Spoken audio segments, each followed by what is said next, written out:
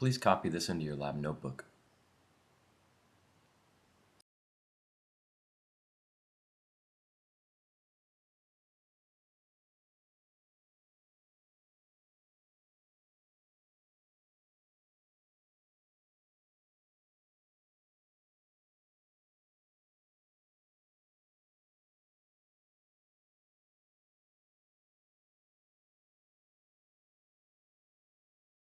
Acid-base Prelab. So you should have this sheet right here that goes over what the substances are that you're testing in the lab. What you'll be doing is you'll be using a number of different indicators like BTB blue, phenol red, BTB yellow, and cabbage juice.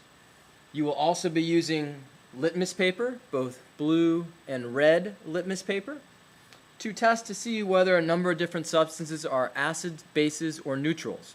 The way you'll go ahead and test that is you'll take your small tray and you'll put a little bit of an indicator in each of the holes. So here's a little bit of the phenol red, a little bit of the BTB, and blue, and a little bit of the BTB yellow. And then you'll go ahead and test one of the substances. You'll find the substances up in the front of the classroom. Some will be liquids. Those liquids will have a dropper in them. All the substances will be labeled.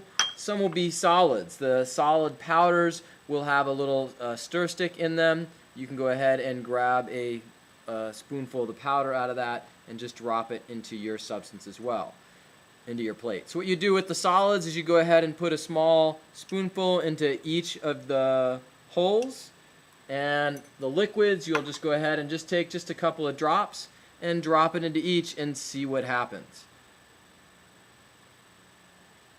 Okay, and that's how you'll test each of the substances, and you'll go ahead and figure out whether they are acids, bases, or neutrals. So these indicators will let you determine whether a substance is an acid or a base. And what you'll notice is when you put the indicators in your tray and then you add a solution to that, some of them may change colors and some may stay the same. What you want to make sure you do is go ahead and on your piece of paper you'll go ahead and put, for the substance that you've tested, what happens to BTB blue, for example, when you add a couple drops of apple juice. Does it stay blue? Does it turn a different color? If it changes a different color, write that color in. If it's still blue, write blue. Okay? When you get to test the litmus paper, we have red and blue litmus paper, and you know that this can be used to help you identify whether a substance is an acid or a base very clearly. Once you understand how the indicators work, those are really clear as well, but you haven't worked with them yet. To test and use the litmus paper, you just take one drop of your liquid, if you're using a liquid, and just put it right on the litmus paper.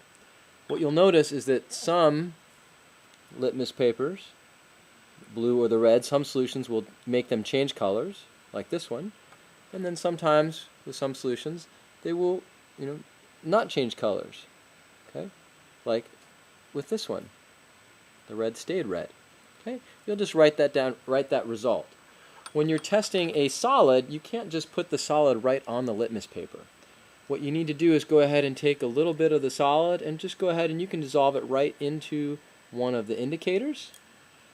And then you can take your litmus paper and put it right into that in as well and see, does that make it change colors or not. You should know how a litmus paper changes, how to determine if that means it's an acid or a base or if it's a neutral substance. When it's time to clean up, take your container back to the sink and dump out all of the liquids. Turn the water on very, very gently. Do make sure that you still have your goggles on, because this is probably the most important time you have your goggles on. And then very gently let the water run over it and rinse it out. You need to make sure it's well rinsed so that the next set of 3 substances that you test, that it doesn't contaminate it and you get the wrong result. Again, please make sure your goggles are on. When you're not at the end of class, definitely wash it out again. It doesn't have to be dried. A little bit of water here won't make a difference.